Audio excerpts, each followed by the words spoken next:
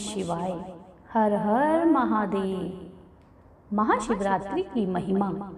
महाशिवरात्रि वह महारात्रि है जिसका शिव तत्व से घनिष्ठ संबंध है। यह पर्व शिव के दिव्य अवतरण का मंगल सूचक पर्व है। उनके निराकार से साकार रूप में अवतरण की रात्रि ही महाशिवरात्रि कहलाती है।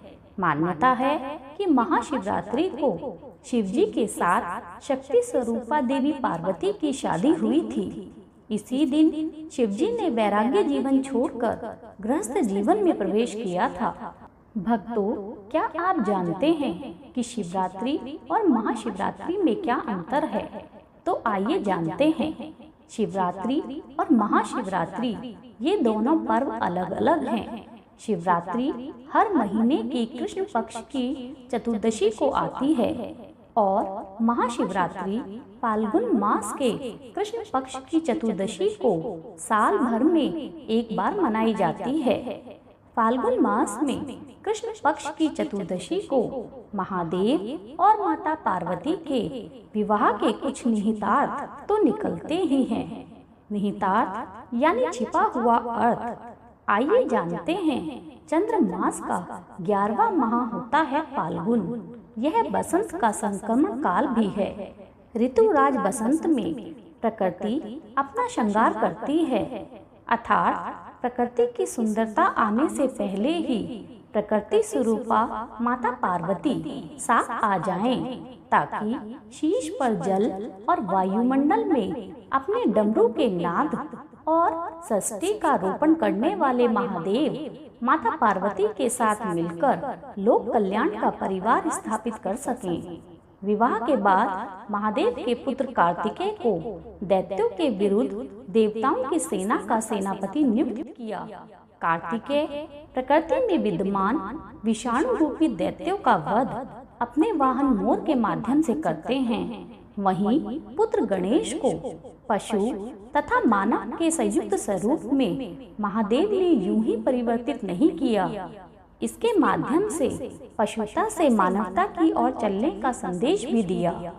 गणेश जी को बुद्धि और विवेक का दायित्व दिया गया। ज्ञान तथा बौद्धिक कार्य में संलग्न होने पर रूप, रंग तथा सौंदर्य का विषय गौण हो जाता है। गणेश जी को कैथ तथा जामुन इसलिए पसंद हैं क्योंकि बुद्धि विवेक के साथ कसैली तथा मीठी परिस्थितियों में भाव समान रहता है और तब आहार यानी ईश्वर का मोदक अवश्य मिलता है। वहीं माता पार्वती के वाहन सिंह की विशेषता है कि एक तो वह स्वयं अपने आहार की व्यवस्था करता है तथा आहार बच जाने पर भी उसे अपनी गुफा में ले जाकर संग्रहित नहीं करता। संग्रह लोभ की वृत्ति को जन्म देता है। अब वर्ष के 11वें चंद्रमास पर दृष्टि डालें तो यह माह 5 ज्ञानेंद्रियों तथा 5 कामेंद्रियों और एक मन, जिसका योग 11 होता है, का सूचक है। चतुर्दशी तिथि का निहितार्थ यानी छिपा हुआ अर्थ इन 11 इंद्रियों के साथ 3 लोकों से भी जुड़ जाता है।